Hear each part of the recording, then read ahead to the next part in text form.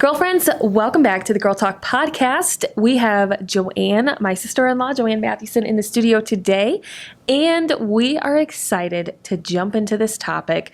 We are talking all about identity today, and this is a topic that Joanne and I have really, in the last year maybe?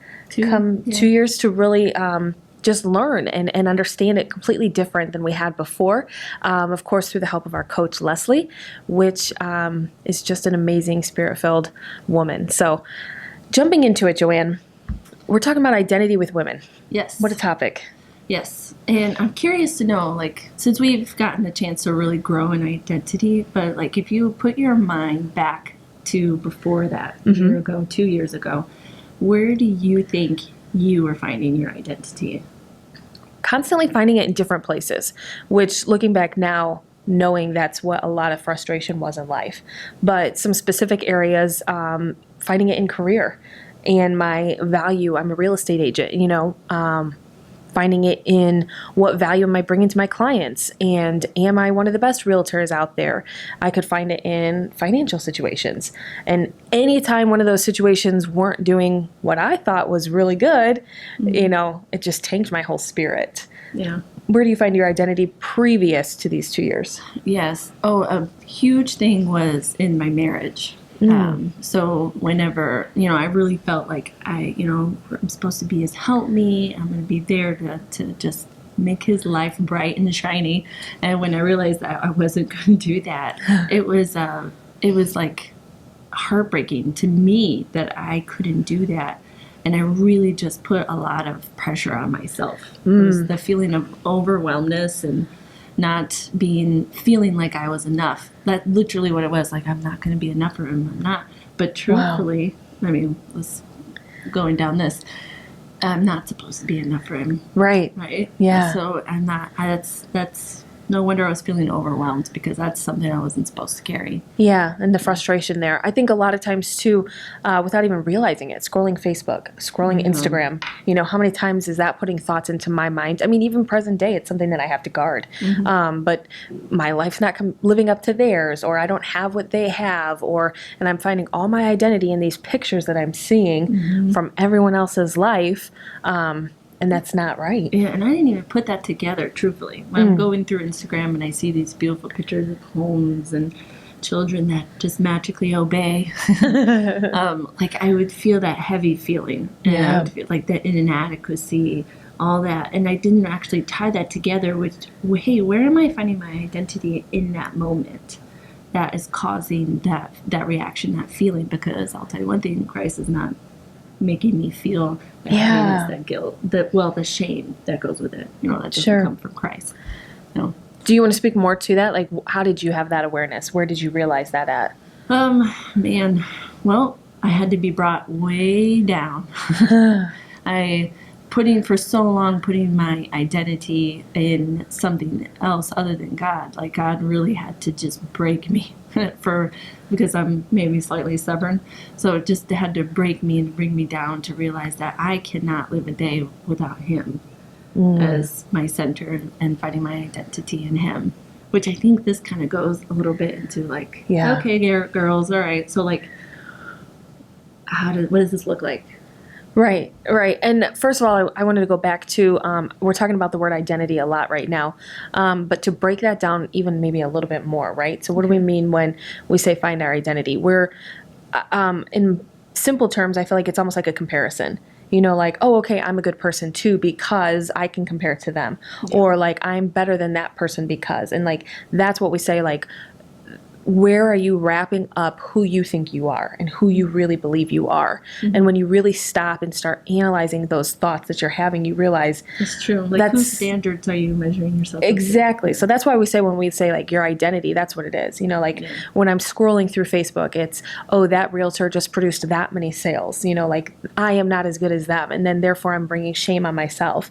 And that's where that's not what my identity is. That's not who God says I am. So I just kind of wanted to break that down a little bit and kind of explain what I feel we are saying when we say your identity, who are you? Who is Amy Mathewson? And And when I look at other people, am I constantly comparing myself against them? When I am doing that, it's because I'm not living in my identity. So I know I sidetracked there. Sorry. Let's go back to your question there. No, it's good. It's like, we're talking about this. So, like, what are the first awareness? The awareness is that, yes, I am putting my identity in something else other than Christ. Okay, what's the next step? Yeah. And for us, it was through our coach helping us with listening prayer, which we actually have a podcast on Yes, we do. already. Yes. So, yeah, I feel like I don't know which number it is, but Yes, but you know, like on YouTube videos, they're like, click the link here. yes. And it will take you. So, We're not that high tech. is that an option on podcasts? I don't think so. don't Just think scroll down on the podcast feed and you'll see one that says listening prayer. Yes, yeah. So, But really, what is you're going to the source and finding like his opinion of you. yes. Because that's the standard we should be living up to. And, I'm not going to be able to say the reference because I'm not going to remember, but like I am, fearfully and wonderfully made, and my soul knows it. Like he knows you like nobody else. Like Yeah. he knows who you're supposed to be. And I love that verse in the TPT version because it's like, I am like, you're just praising that I am like so complex, like there's just craziness going on, but you know what it is. Yes. But it's no, you could say I love that. So I wanted to also mention, you said, awareness. I would say if I go back and remember like 2 years ago, it wasn't in my coach didn't even, Leslie, she doesn't start by saying this topic, like, so where's your identity? It's kind of like the awareness that I'm saying this because a lady listening today, you might think, where do you even start on this? And we've done a podcast also on like feelings and emotions. And I think that's where a lot of it starts, is just start paying attention to your feelings and emotions. And like, Joanne and I have talked about this before. We mentioned it on this podcast, but when I'm scrolling Facebook or Instagram, how am I feeling? What are my emotions around that? What are my feelings and emotions when I am doing different things, or like when I get a message that says, we don't love the house, we don't want to put an offer in. And then when I sit back and actually realize, why am I feeling that way? And a lot of times it's because, I thought I was doing a great job, or I was a great person because I set this standard up there for me. And that's where the awareness started coming into play at. So I will say it's not just a perfect fix. There's still days where I have an awareness of, why am I feeling, I say, icky around this, or why do I just feel off, or why do I feel grumpy, or you might feel like my emotions are always up and down. And emotions are just a warning light, so just sit back and read into them, and it could be that you are putting your identity in something that's not of God. Yeah, it can be so easily to just let the emotions, like, I'm just emotional, and just not really go deeper and search. Yeah. Where is this emotion coming from? Like you said, it's the indicator light. Yeah. Just like in your car, like it's saying like, hey, this emotion is saying something that's actually really deep down in there that wants to come out. Right. But, and it's very easy for women just, from how we grew up, like, oh yeah, we're just emotional, you'll get over it. No, let's work through it. Right. It's just, just recently in my car, my oil light kept going off. And it wasn't constant, and of course I'm a girl, so I just was like, it just flickers every once in a while, and it flickers when I go up a hill, or when I stop really fast, or like when I make a turn. So I probably should check it eventually, but I was like, I'll get to it when I get to it. It's not like on all the time. And then by the time I took a few minutes to check it, my wonderful brother helped. I had like no oil in my car, and the only reason I bring that up is because when you see those flickers in your life where you feel like, I'm having emotions right now, it's so important to stop and pay attention to them, and and I'm speaking from personal experience here, and it's not just when I have time, I'll sit down and think about it. No, it's like, make the time to sit down and think about it, because when we are saved and we are fully living how we should be flowing with this fruit of the Spirit, love, joy, peace, not just, I'm having an emotional day, don't talk to me. There's a reason for that. So we want to take a minute and stop and identify it daily, constantly. Yeah, and going back to like this, like it's a daily constant thing because, I'm 31. My thought habits have been ingrained. They're neural pathways. So luckily, science finally came up with the Bible and realized that you can renew your mind, you can change the way that you think, and you can even heal the brain. So like it is possible, but you have to reroute that neural pathway. Yeah. And so it's something that I'm still, that's when that indicator light comes off. There's a strong emotion. Okay, stop. Why am I feeling this way? Yeah. Where is this coming from? Yeah, it's pretty cool. Very Right. powerful. And then we'll talk about the listening prayer, but when you take that back to listening prayer, when you're, why am I feeling this way? Holy Father, reveal to me where this first began in my life. And it's a whole other topic that I don't think we're going into today, but you can see where these roots have been planted from when you were a child. And like you said, it's just your neural pathways that are in your brain that keep going there. But the Bible tells us that's the continual renewal of the mind. So that's why that's okay. It's continually renew your mind. Yeah. There's nothing wrong with us. We were created that way. I wanted to bring up a point. When you start to have an awareness of where your identity is, why do I not want my identity in Facebook or in other humans? And that's because it's constantly changing. It's not, I'm not taking it to something that doesn't change. Whereas when I take my identity to the Father, that's unchanging. And I want to be having an identity in something that's unchanging. I don't want to be an emotional roller coaster all the time. So that's where I take my identity. That's where He is the creator. He created me. So I want to know what my identity is. What does He say I am? And I love, Joanne, you say, how do you see me? So do you want to maybe open it up a little bit here in listening prayer and like how we find what our identity is? It doesn't have to be deep, but. Yeah, because I have not ever gone into listening prayer asking how God sees me. And it went like, whoa, Joe, you're like lazy. Yes, right. You're just really failing as a mom lately. Those kids are out of control. He never does that. He really loves you, and I know he really loves me. And that's like my thing with my father, because he always tells me that he loves me, and John always laughs because he's like, I think he tells you that more than anybody else. But that's just definitely something. Well, that's probably not true, but just no, I think it's beautiful though, and we can all feel that way. That's why I love that. Yeah, but I believe it's because that's definitely where I have insecurities. Sure. So obviously the Father knows that, so that's where it's just all the time He's constantly saying like, "Hey, I love you." But any time that I talk to Him, and it's those 3 questions, and asking the Father these questions, and I love it too. Sometimes I'm writing down the question and He's like already answering them in my brain. Yes, He's yes. Like, yay, you're talking to me. Yes, I want to give right. it to you. And I'm like, wait, Father. I didn't even finish writing the question. Yeah. Yes, it's the same. That's the same. And there's always, I think if I were to compare like before, feeling the heaviness of not meeting someone else's expectations of what a mom is supposed to be, a husband is supposed to be, and then switching it to finding my identity in Christ and seeing how He sees me. It's more free because I don't have the pressure of everybody, like, what do they think about me? Or that fear of man, really what it is. Yeah. Like worrying about how people are going to judge me and all that, but really it's not. I'm not here for them. I'm here to glorify God. Yes. So as long so as good. I'm in line with Him, because when you're in line, there's no like second guessing on which decision am I supposed to make and freaking out because hey, I took it to the Father. And he guided me because He loves me and He wants to see me succeed. And then the next day you go out and you do that decision because that's what the Father wants you to do. And the confidence that you can stand in when you do it. Because like you said, it's not the fear of man now. It doesn't matter what man thinks because what I'm really concerned about is what He thinks and this is what He told me to do. Yeah. And that's where the confidence comes from. And I want to say, I fail at that all the time. All the time, daily, multiple times. I am not speaking from I'm speaking from experience. I am not speaking from a level of perfection. We have not mastered this. No, and I don't know if you truly can. We're living in a sin-natured world.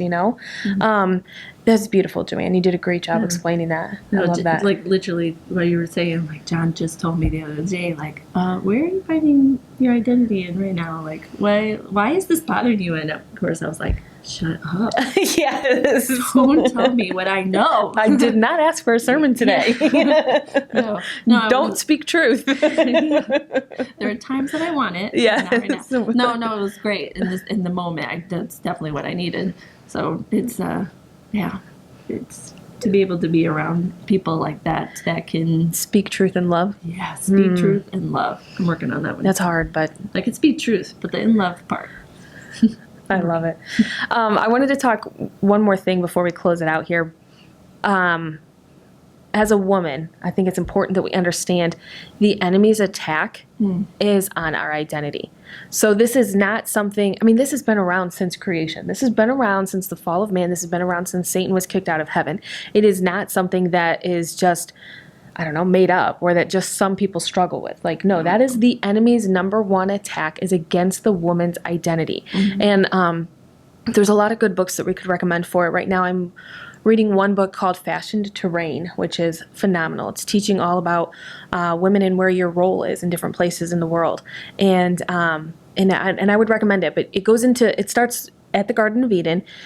And it starts talking about how Satan, who of course ate the fruit, we know it was Eve, right? But like if we stepped back and looked at that picture, why did Satan come to Eve? Because he was so jealous of Eve. Satan was absolutely beautiful. You know, like he was in charge of the worship choir in heaven. It says that Satan's body itself made music.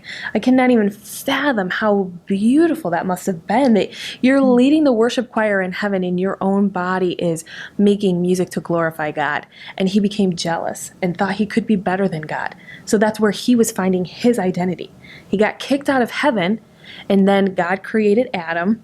Then he took female from male and made Eve, right? He made this beautiful creature that man is madly in love with because that's how the Heavenly Father designed it. And then what happens? Satan is still jealous. So that's why as women, it is so important for us to understand it and to fight it and to continually renew our minds. Because when we don't, we are letting the enemy have victory over us in that moment. We know in the end he doesn't, but his number one goal is to keep us distracted all the time. Yeah, keep our minds drifting. Yeah. What was that other book that Leslie gave you and then you told me about? It was mainly on like women. I love that one. I just can't remember the title of it. But like after reading that one, it was just like, yes, I am a woman. And I kind of remember what you're talking about now. It's like, was it Beloved or something? Or if I think of it, I'll tag it in the show notes here. But great news is we do have Leslie coming to town. Yes. And I am so pumped about it. Joanne, you want to add a little bit? Oh, yes. We love it when Leslie comes to town. She is just someone that brings light to a lot of women's lives, and women and men. And she just, I think, I could go on and talk about it, but like just to sum it all down, like I just feel like she lets Christ speak through her. Yes. Lets like God's like flow through her. And that's just. And she's not afraid to speak the truth. She speaks it in love, but she can help put you back in line real quick. Like, where's that thought coming from? Yeah, which I need. Yes, it's excellent. But anyway, she's a life coach, saved, born again Christian. She's phenomenal. And she is coming in town. Yeah. So we are planning our first Girl Talk event. Yes. And it's just, I'm really excited and to get this together where it's a bunch of women connecting, and it's not focused on like, let's check up or, get up on the latest gossip. Let's just get together and lift each other up and help women where it's needed. And how do we know how we can help other women if we're not connecting with them? Yeah. Yep. I'm excited. She's talking all about identity, and we are doing this on May 31st. So it's the Tuesday after Memorial Day. We've got a conference room reserved, so we are limited on space this time. And so we'll put out a link so you can RSVP. It's only $5. We're going to make like a cute, fun face scrub. We'll have a charcuterie board, and it's from 6 o'clock in the evening till 8 o'clock in the evening. Again, it's in Maryville, Indiana. So if you're in the area, contact us if we haven't set the RSVP up yet, but we'll get that up and running for you guys. It's talking all about identity, a good fellowship with women, getting our identity where it should be, and then praying with each other. We're going to have a time of prayer. So bring a prayer journal. We'll be focusing on listening prayer also. And I'm excited to introduce Leslie to you guys because she, through the Holy Spirit, is changing lives. So, but that's it for identity. We're excited. We hope you guys can make it to our event. And if you have any questions, concerns, or need prayer, Joanne and I, along with Ashley Kelso, would love to be in prayer for you. So always feel free to send us a message. Until then, we'll catch you guys next time. Bye. Hey friends, thank you for taking the time to listen to the Girl Talk podcast, where women encourage women. Come join us also on Instagram and Facebook, where we encourage women to live an intentional, powerful, positive, and spirit-filled life.